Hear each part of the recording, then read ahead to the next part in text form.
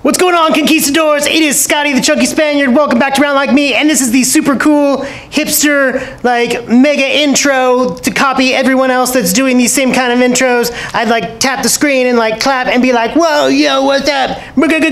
Super energy! Even though I don't have super energy. But here it goes.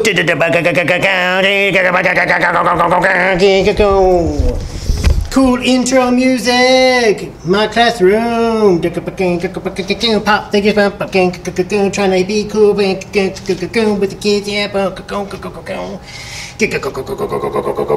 These are actually my favorite. 18 van, Back to the Future.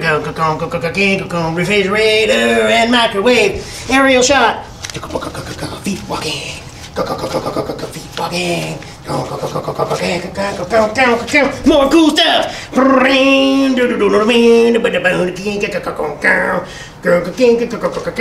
Glare. Can't really get the shot really well.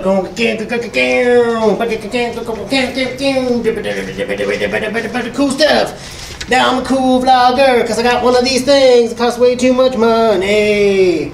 This is my desk, there's my family. Ideas. Yeah. Okay, welcome back, conquistadors. It is Scotty the Chunky Spaniard. Welcome back to Round Like Me.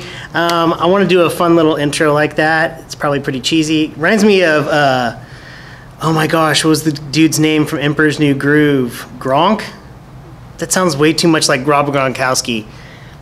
Oh my God, I haven't seen that movie in forever, but remember how he used to do his own theme music? That's what it totally reminded me of. So we're gonna be talking today about some more things you need to know when entering junior high. A little over a year ago, I posted the 5 things to know.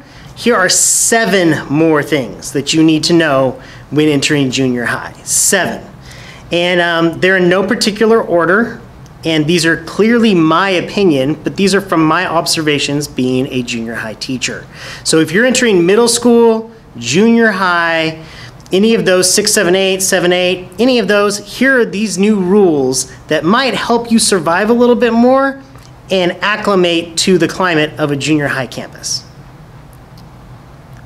The other 5 rules are very important and they still hold true. I still believe in those 5 rules. So go back and watch that video if you haven't checked it out before. But these are some add-ons. These are like your mix-ins at Cold Stones, okay? These are the things you add to your ice cream to make it even better. Here are 7 new things that you need to remember when entering junior high. Number 1, don't run in junior high, except for in PE. Now, this leads me to a couple different things. Running anywhere in junior high on campus on a regular basis is not a good idea. I know, people are like, but you can be yourself and stuff like that. Life is about being yourself, but also adapting to the situations you're in. You don't run in junior high makes you look so little. Okay? You're maturing. You should act a little bit more mature. I'm not asking you to grow up and have a mortgage, but all I'm saying is don't run in junior high. Other reason not to run in junior high? Bad things happen. Several years ago, I'm outside in the hallway in between classes. Student is running around campus, sees me, hey! Waves, is not paying attention to what they're doing, doesn't see that the cement is a little higher in one section, clips their foot, does a face plant into the cement. Yeah, okay? Not a good idea because now not only did you look foolish for running in the first place, now you look even foolisher, even more foolish, for face planting on the cement. And I didn't laugh as it was so comical because I really liked this student. I like all my students, don't take that the wrong way. But I felt bad for this student because she instantly popped up and was looking around like, did anybody else see? The thing that we all of us do. And then kept going. And I pretended like I didn't see to kind of turn down the shame meter. But don't run. It just makes you look like you're still in elementary school. And this is about, junior high is about maturing into that high schooler that then becomes college student if that's what you choose. But please don't run, okay? You look like Sadorki. And I know that sounds harsh and that sounds mean, but I'm really trying to help you out here. And I tell my students that. Because let's be honest, I had to do the little weird intro. I wasn't the most popular kid in school. I wasn't always one of the cool guys. I was voted everyone's friend in high school because I was cool. I could adapt to different friend groups. I knew how to act in certain situations. And it wasn't changing necessarily who I was, but it was about that adaptation. Survival. Like junior high and even high school, it's survival. You're in survival mode. So you don't want to stand out, okay? Because you get picked off by predators, right? Especially if you're prey. I was prey. I was little, I was small, and easy target, right? Don't run. Seriously, except for in PE. And then if you call someone a try-hard, I've never heard that term until I started teaching junior high. Kids make fun of other kids for trying in PE.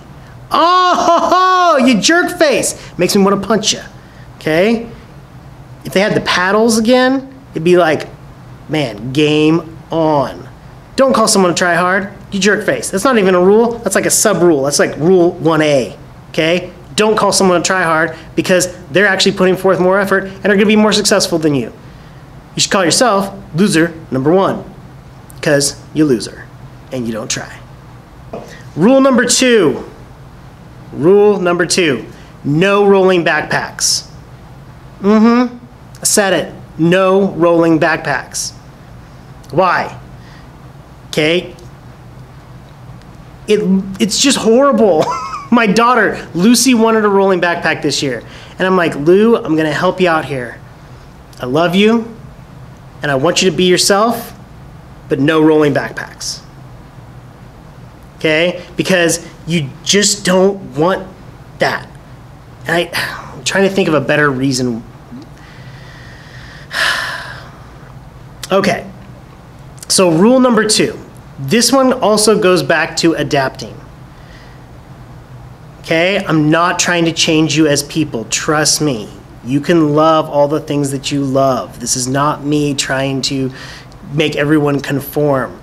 What I'm trying to do is lessen the probability of you getting picked on, made fun of, which is a part of life, but at the same time demoralizing and can make for a horrible junior high experience. Sometimes it is better to blend in so that you can kind of learn the ropes. I think that's what kids don't understand the most. They're like, people say I can be whatever I want and I can be an individual and I'm gonna stand out, okay? So you can just shut up. But it's not like that all the time. When you get a job, like a career, you can stand out after you get your feet wet and you learn the ropes of the business you're working in. And I needed to learn how to, and I've always taken that. I've moved a lot. I've moved from city to even to a different state. And there's this grace period where you just need to kind of sit, observe, and kind of learn the ropes and how to navigate. It's what you need to do. I'm being 100% serious. And these are all my opinion, but I'm really trying to help you out. So number 2, no rolling backpacks. Why? Sadorky. I'm serious. I know there are some people with back problems. I just found out yesterday I have arthritis in my back. Didn't even know that. I've had all sorts of knee issues and things like that over the years. But I understand if you're carrying a backpack ergonomically, it's not, you know, it's not good for your back and all that kind of stuff. If that's your issue, here's a logical solution to that. Most schools, I know in California, we have to provide books at home for kids that can't carry all their books around with them. So you can have one class set of books and one set of books at home. So you're not having to carry a backpack full of 50 pounds worth of books every single day and therefore hurting your back. So ask for that, okay? Rolling backpacks, I see kids kicking them over as kids are walking. They walk by and just kick them over, and it's like a little turtle on its shell. It can't get back over, or a little cockroach, okay? Don't bring the rolling backpacks. I had one kid, oh my gosh, love this kid. He was in my class last year, my 6th period class. He's kind of like me in the fact that he always wanted to consolidate everything. Make it all in one trip. Let's make this easy. But in the process, he would bring luggage. He had a thing of luggage to carry all of his school supplies, his giant water bottle, and his clarinet. They have lockers for your instruments. They have lockers for your books and for other things. And just make life easier on yourself. He didn't care, but at the same time, I was trying to help him out. Like, come on, man. Like, we need to get rid of this. And then he got rid of it, and kids stopped saying stuff. Right? I'm not telling you to change everything about who you are, but make life easier on yourself. It sucks getting picked on. I know. You're talking to someone that knows from experience, a lot of experience of getting picked on. And we'll get into more stories about that later. Number 3. Oh, and this one fires me up. It's okay to be smart. For some reason, in junior high, it goes back to the try hard thing with PE, but kids think it's not okay to be smart. That you're cooler if you look stupid in class academically. That doesn't make you cool, that makes you an idiot. I would rather have a kid like go all out. And you don't have to be one of those overbearing kids that's smart. You learn to kind of cool your jets. You don't need to raise your hand in class and go, excuse me, Mr. Larios. Yes, I got a 99.9% on my test. I was wondering if there's any extra credit I can do. That kid, jerk face, want a punch. Okay? If you got the 99.9%, that's something you come over in private and say, hey, I really want this 100%. That's great. I will have that conversation with you, and I will do whatever I can to help you out. But it's okay to be smart. It's okay to know things. You need to own it. And then you also need to own it on the other side of things. I would rather have a kid that doesn't understand math fully say, I'm really not understanding this. Can I get some extra help? Rather than just write it off and be like, screw this, man. I don't have to do this, or whatever. And then just be a tool the entire time in class, making rude comments and stuff like that, because really, it's not because you're trying to be cool by making rude comments, it's because you're not so smart when it comes to math, and not everybody is. But I would rather work with a kid that wants to work on it and knows that that the math is a weakness. Let's work on it. Those are the kids that I respect. But don't be afraid to be smart. Don't be afraid to answer questions. Don't be afraid to do well on a test. Please. Okay? Because then you stifle your potential. Oh, so frustrating. 4. Okay? Number 4. Learn to navigate your teachers. What does that mean? Once you get to middle school and junior high, you're switching classes. And I know some elementary school classes do switch, like for certain subjects. Like they'll switch one teacher to the other. But once you get to middle school or junior high, depending on how many periods you have in a day, you may have 5, 6 different teachers. You need to learn how to navigate them. You cannot act the same in my class that you do in another teacher's class. I don't mind if we joke around. I don't mind if you take some shots at me. You know, we are very playful in my classroom as far as like banter and comedy and sarcasm. And that's fun in here. That's what we do, okay? To keep everybody's brain engaged and active and like, whoa, you'll hear like kids say like, whoa, Larios roasts people. Well, we do it because that's what you do in junior high. And it's never to hurt someone's feelings. It's just to keep you on your toes. It's fun, you know? I think I've said it before, but we used to do rap battles a couple years ago in my class. And that was a blast. But some other teachers are not like that. They're so straight-laced. You walk in, and they're just like, okay, students, excuse me, please put your phones away. Please open your books to page 264. Let's take notes. That's not a class you can get away with a lot in. You could try, but it's also probably a teacher that's going to like give you lunch detention every single time you look at them weird, or give you lunch detention for keyboard noises, or for sharpening a pencil, or for asking a question. Okay, there are teachers that are like that. Trust me, I know. All right? So learn how to navigate your teachers behaviorally. I'm looking at my notes. Okay? Here's the biggest tip for my class. If any of you have ever watched The Office, don't be Toby to my Michael Scott. Okay, when you come in, you don't want to be that kid for any teacher, but the minute they walk in, if you ever watch The Office, whenever Toby would enter, Michael Scott, Steve Carell's character, would look at him and be like, Toby. It was like that standoff every single time. You don't want to be that for a teacher. It'd be better to just fly under the radar than get like called out constantly. So don't be the Toby to your teacher's Michael Scott. Navigate behavior. Learn what teachers you can joke with, what teachers you can't. Which class do you need to be quieter in? Which class can you be louder in? That's something I had to do even in junior high. We had a teacher, and yes, I would push buttons. We had a teacher, we called him Smitty. He was our science teacher. And we, just like most junior hires, we kind of made this blanket statement that he hates guys.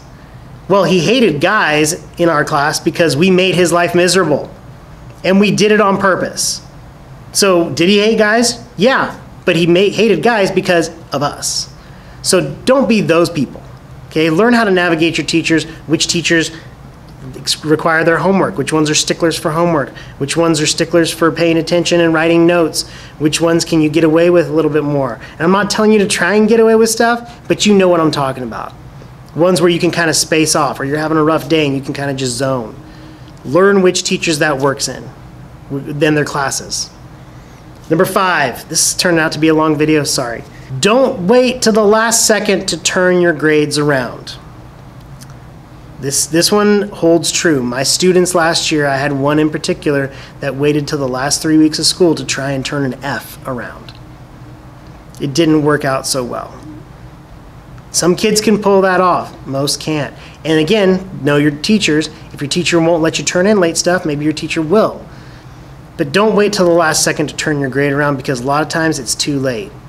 And then you can blame the teacher, but with all the technology we have today, you can check your grades online. I send out my assignments every day via this app called Remind.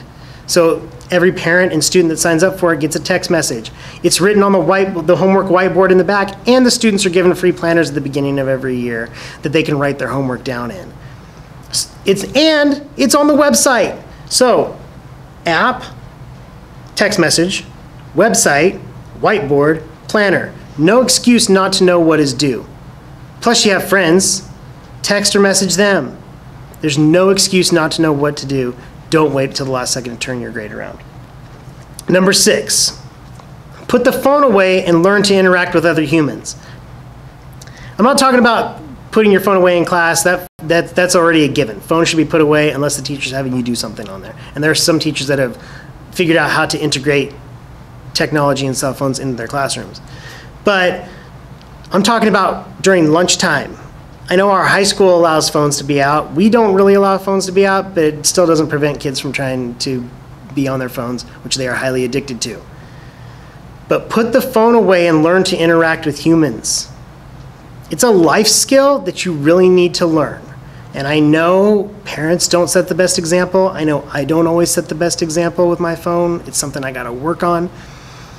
But put your phone down and look around. Enjoy, people watch. People watching is the best. It's the best, okay, as Nacho would say. The people watching seriously is the best. It's so much fun. And just to kind of like see what's going on around you. Be aware of your surroundings. Be aware of what's going on and learn how to interact and talk to other people. Maybe you're an introvert. That's okay. Find someone else that you can have a basic conversation with. It's okay to just say hey to someone. Oh, I recognize you. You're in my 3rd period class, right? Oh yeah, cool. And it just goes from there. But learn how to interact with people. Put the phone down, please. Just work on that. And finally, number 7. This one is one that is very important to me. Okay, remember, all of these have been my opinion, but you're talking to a guy, or you're looking at a guy that has been teaching for, this is going to be my 18th year and my 6th year in junior high. This is very, very important. Once you're in middle school and junior high, it's time to start fighting your own battles. And I'm not talking about fist fighting. I'm not talking about like mixing it up with people that are picking on you. I'm talking about when it comes to your grades, behavior, and interacting with the teacher. At some point, you need to step up and stop having Mama Bear intercede on your behalf for every little thing. It needs to change. Because you need to learn how to approach an adult and say, I'm really concerned about my grade, what else can I do? You need to be able to go to an adult and say, hey, that was kind of messed up what you said. I'm sorry, but that kind of bothered me. Your teachers and adults will respect you 100% more if you're the one taking the initiative. Now, if there are teachers, and there will be, that totally just disregard all of that, of what you're saying, then maybe you bring it to the attention of your parents. But then your parents need to go to the teacher first, not straight to the district office and the superintendent. We have too many parents running interference for little minor things that you could be handling yourself. So please start fighting your own battles. Start speaking up for yourself, because if you don't start working on that skill now, people will walk all over you from here on out. You need to start taking ownership and speaking up on your behalf, because that is an important life skill. And I mean that with all sincerity. You need to start fighting your own battles. Because there's nothing worse than a kid who just goes to their mom and is like, the teacher doesn't like me. Mom puts the teacher on blast, sends it to the principal. Principal freaks out. And then the kid sits there like this the rest of the year. Yeah, gotcha. Well, you really didn't have a problem then, did you? You just wanted to like try and get me quaking in my boots. I've been doing this a long time. You're not going to intimidate me. And I found out that a lot of parents that try and like are the keyboard warriors, I will put it back and say to them, hey, let's have a meeting. Come on in, let's meet face to face. And they always bail. Always. Those ones that will blast you. And if they do have the spine to come in and talk to you, all of a sudden they're just like super sticky sweet when they meet you. I'm not the tallest guy, but you know, I'm a little round. Like me, but I'm also not going to put up with any crap, especially when it's like ridiculous. So fight your own battles. Come talk to me, especially if you're in my class. Just come talk to me. We can work it out. All right? So those are the new 7 add-ons, the little mix-ins to surviving junior high. Let's review. Number 1, don't run in junior high. Number 2, don't have a rolling backpack. Number 3, it's okay to be smart. 4, learn how to navigate your teachers, how you can act in different classes. Okay? Also with assignments turned in and things like that, but learn how to navigate those teachers and adapt. 5, don't wait till the last second to turn your grade around. It'll probably be too late.